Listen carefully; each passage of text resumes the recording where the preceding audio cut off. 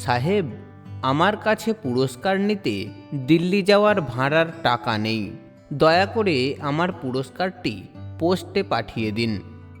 2016 সালে পদ্মশ্রী সম্মানে সম্মানিত করার জন্য যখন দিল্লি থেকে ডাক আসে, তার উত্তরে এমনটাই অনুরোধ করেছিলেন বিখ্যাত কবি হলধর নাগ। নমস্কার, জীবনপঞ্জি চ্যানেলে সকলকে স্বাগত জানাই।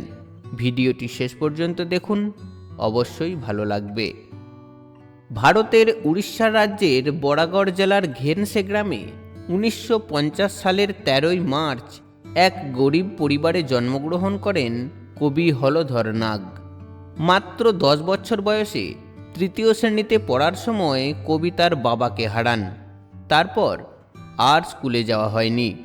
সেই অল্প বয়সে সংসারের হাল ধরার জন্য গ্রামের এক হোটেলে কাপ প্লেট ধোয়ার কাজ শুরু করেন তিনি। সেই সময় মাকে নিয়ে ভীষণ কষ্টে জীবন কাটতে থাকে তার। সেই সময়ের স্মৃতিচারণ করতে গিয়ে কবি বলেছেন, একজন বিধবার ছেলের জীবন যে কতটা কঠিন তা সেই জানে যাকে এই পরিস্থিতির মধ্যে দিয়ে যেতে হয়। 2 বছর হোটেলে কাজ করার পর গ্রাম প্রধানের সহায়তায় গ্রামেরই হাই স্কুলের ছাত্রাবাসে রাঁধুনি হিসাবে যোগ দেন হলধরবাবু। এক টানা 16 বছর সেখানে কাজ করেন তিনি। কাজ করতে করতেই গ্রামের এক ব্যাংক থেকে 1000 টাকা লোন নিয়ে একটা ছোট্ট স্টেশনারি দোকান খোলেন কবি। এভাবেই চলতে থাকে তার সাদাসিধে ও আটপৌড়ে জীবন। দেখতে দেখতে কেটে যায় 20টি বছর। কবি তার প্রেমিক মনকে রামধনুর সঙ্গে রাঙিয়ে দিতে 22 বছর বয়সে বিয়ে করেছিলেন পাশের গ্রামের পার্বতীকে। কিন্তু সে বিয়ে দীর্ঘস্থায়ী হয়নি। ফলে আবার শুরু হলো একাকিত্বের জীবন। কিছুদিন পর যে স্কুলের হোস্টেলে রান্নার কাজ করতেন, সেখানেই নিয়মিত কাজ করতে আসতেন মালতী নামের এক লাজুক মিষ্টি স্বভাবের মেয়ে। একসাথে কাজ করতে করতে একটা সময় মালতীকে ভালো লেগে যায় কবির, কিন্তু কিছুতেই তা প্রকাশ করতে পারেন না। মনের গভীরে লুকিয়ে থাকা ভালোবাসাকে প্রকাশের জন্য কবি শেষে কবিতার আশ্রয় নিলেন। তার প্রেমের কথা, গাঢ় অনুভূতির কথা কবিতায় প্রকাশ করতে লাগলেন। মালতী দেবী রান্নাঘরের যেখানে কাজ করতেন, সেখানকার দেওয়ালে তাকে উদ্দেশ্য করে কবি লিখতে লাগলেন একের পর এক কবিতা। কবির মনের জেগে ওঠা ভালোবাসার অনুভূতিগুলো কবিতা হয়ে রান্নাঘরের দেওয়ালে প্রকাশ পেতে লাগলো। প্রথম দিকে মালতী দেবী তা লক্ষ্য করেননি, কিন্তু একদিন সেই কবিতা আর তার নজর এড়ালো না। তিনি সে কবিতা পড়ে বুঝতে পারলেন তার প্রতি কবির ভালোবাসার কথা। এই অভিনব প্রেমের প্রস্তাবে মালতীও সাড়া না দিয়ে থাকতে পারেননি। তারপর দুজনের মধ্যে চলে মন দেওয়া নেওয়ার পর্ব। অতীতকে পিছনে ফেলে দুজনে আবার নতুন করে সংসার পাতেন। সেই মিষ্টি মধুর প্রেম এখনও দুজনের মধ্যে অমলিন। তৃতীয় ব্যক্তি হিসাবে সংসারে আগমন হয়েছে একমাত্র কন্যা সন্তানের। এটাই হলধরবাবুর আসল পরিচয় নয়। ছোট থেকেই তিনি কোশলি ভাষায় ছোট গল্প লিখতে ভালোবাসতেন। তবে যে জন্য তিনি এত জনপ্রিয় হয়েছেন, সেই কবিতা লেখার শুরু অবশ্য হয়েছিল অনেক পরে। 1990 সালে প্রথম কবিতা লেখার জন্য কবি কলম ধরেন। ধোদো বরগাছ অর্থাৎ বুড়ো বটগাছ নামে তার প্রথম কবিতা স্থানীয় ম্যাগাজিনে প্রকাশিত হয়। সেই সঙ্গে আরও 4টি কবিতা লিখে পাঠান তিনি। সেগুলোও পরে ওই ম্যাগাজিনে প্রকাশিত হয় এবং প্রত্যেকটি কবিতাই প্রশংসিত হয়। এরপর তিনি ধর্ম, প্রকৃতি, সমাজ এই রকম বিভিন্ন বিষয় নিয়ে লিখতে শুরু করেন। তৃতীয় শ্রেণী পর্যন্ত পড়াশোনা করা অত্যন্ত দরিদ্র পরিবারের এই ছেলের হাতে কলম যেন জাদুর মতো কাজ করত। সমাজে তিনি লোককবি রত্ন নামে জনপ্রিয় হয়ে উঠলেন। তাঁর সমস্ত কবিতা একত্রিত করে হলধর গ্রন্থাবলী প্রকাশ করেছে সম্বলপুর বিশ্ববিদ্যালয়। কবি হলধর নাগ শুধুমাত্র একজন কবিই নন, অসম্ভব তার স্মৃতিশক্তি। তার সব কবিতা ও মহাকাব্য ঠোঁটস্থ। কেউ যদি তার কবিতার নাম ও 2-1 পংক্তি উল্লেখ করেন, তবে তিনি কবিতার পুরোটাই মুখস্থ বলে দিতে পারেন। কবি মাত্র তৃতীয় শ্রেণী পাশ হলেও তার লেখা কবিতা হয়ে ওঠে গবেষকদের গবেষণার বিষয়বস্তু। এমনকি 5 জন তার লেখা নিয়ে গবেষণা করে পিএইচডি ডিগ্রি অর্জনও করেছেন। এখনও চলছে তার কবিতার আঙ্গিক নিয়ে নানান গবেষণা।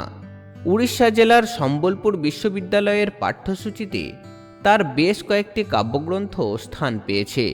উড়িষ্যা রাজ্য সরকার এই বিস্ময়কর প্রতিভাকে লোক কবিরত্ন উপাধিতে ভূষিত করেছেন। তার কর্মময় জীবন ও সাহিত্য নিয়ে একাধিক চলচ্চিত্রও নির্মিত হয়েছে। কবিতাই তার বেঁচে থাকার প্রেরণা। কবিতার মধ্যে দিয়ে তিনি খুঁজে পান মুক্তির স্বাদ। হলধরবাবু যখন কোনো কবিতা পড়ে শোনাতে যান, সেখানে হাজার হাজার মানুষের ভিড় জমে যায়। যারা তার কবিতা কখনো পড়েননি এমন মানুষও তার কবিতা শোনার জন্য অধীর আগ্রহে অপেক্ষা করেন। সহজ সরল ভাষায় উপস্থাপন করার জন্য তার কবিতা সাধারণ দর্শক ও শ্রোতাদের মুগ্ধ করে। পোশাক বা বাহ্যিক রূপ দিয়ে কিন্তু এই মানুষটিকে বিচার করা সম্ভব নয়। অত্যন্ত সাদামাটাভাবে জীবন কাটানো এই মানুষটির মধ্যে দিয়েই প্রকাশ পেয়েছে এক গভীর প্রতিভা। পরনে সাদা ধুতি আর সাদা কুর্তা, খালি পা, পিঠে গড়িয়ে পড়েছে কোকড়ানো তেলতেলে লম্বা চুল। সম্বলপুরের রাস্তায় চানা ঘুগনি বিক্রেতা এই ব্যক্তিকে অনেকেরই চোখে পড়ে না, বা অনেকে দেখেও চোখ ঘুরিয়ে চলে যায়। জাদরেল গোফের আড়ালে মুখখানি নিষ্প্রভ মনে হলেও তার ভেতরের আলো কোশলি ভাষাকে এক নবজীবন দিয়েছে, যে ভাষায় হাতে গোনা কয়েকজন কবি কাব্যচর্চা করেছেন। শব্দের পর শব্দ বসিয়ে কবি লিখে যান তার সুখ দুঃখের কাব্য। দেশের নানা সামাজিক আন্দোলনে তিনি প্রথম সারিতে থাকেন। 19 শতকের আগে কোশলি ভাষায় কোনো লিখিত রূপ পাওয়া যায় না, কিন্তু এ ভাষা উড়িষ্যার বহু মানুষের মুখের ভাষা। এই ভাষাকে সরকারি ভাষা হিসাবে স্বীকৃতি দানের জন্য কবি হলধর নাগ দীর্ঘদিন সংগ্রাম করেছেন। এই ভাষায় কবিতা রচনার মাধ্যমে তিনি সারা বিশ্বের সামনে তার মাহাত্ম্য তুলে ধরার প্রয়াস নিয়েছেন। বিভিন্ন জায়গায় তিনি যে এত উচ্ছ্বাস বা এত সম্মান পেয়েছেন তা নিয়ে কবির মধ্যে কোনো হেলদোল নেই। তিনি মনে করেন সম্মান পাওয়ার সাথে তার লেখার কোনো যোগসূত্র নেই। তিনি বিশ্বাস করেন যে প্রতিটি কবি নিজের মতো বাঁচে, আর কলমের মধ্যে দিয়ে তার চিন্তা ও চেতনার বহিঃপ্রকাশ ঘটে। হয়তো তা থেকে বেরিয়ে আসে কোনো না কোনো কালজয়ী কবিতা। 2006 সালে কবিকে পদ্মশ্রী সম্মানে সম্মানিত করার জন্য যখন দিল্লি থেকে ডাক আসে, তখন সবিনয়ে তিনি বলেছিলেন, সাহেব, আমার কাছে পুরস্কার নিতে দিল্লি যাওয়ার ভাড়ার টাকা নেই, দয়া করে আমার পুরস্কারটি পোস্টে পাঠিয়ে দিন। অবশেষে 4 এপ্রিল 2016 সালে তিনি যখন ভারতীয় রাষ্ট্রপতির কাছে পদ্মশ্রী পদক নিতে যান, তখনও বাবরি চুলের কৃষ্ণবর্ণের ছিপছিপে চেহারার এই কবির গায়ে ছিল সেই পরিচিত স্যান্ডো গেঞ্জি, ধুতি আর বুক ঢাকার জন্য ঘাড়ের ওপর দিয়ে পেঁচানো সাদাটে এক চাদর। তখনও পায়ে ছিল না কোনো স্যান্ডেল। তাই এই নির্মোহ কবি অন্য সবার থেকে একেবারেই আলাদা। 2019 সালে সম্বলপুর বিশ্ববিদ্যালয়ের তরফ থেকে সাম্মানিক ডক্টরেট ডিগ্রিও অর্জন করেছেন কবি হলধর নাগ। কিন্তু কি আশ্চর্য, এখনও জীবনযাত্রার কোনো বদল ঘটেনি এই কবির। আগের মতোই সেই অত্যন্ত সাধারণ জীবনযাপন করেন তিনি। এখনও ওই ছোট্ট দোকান থেকেই উপার্জন করে দিন গুজরান করেন হলধরবাবু। ওড়িশার রাস্তায় সাদা ধুতি গায়ে খালি পায়ে মাঝে মাঝে চানা ঘুগনিও বেচতে দেখা যায় এই কবিকে।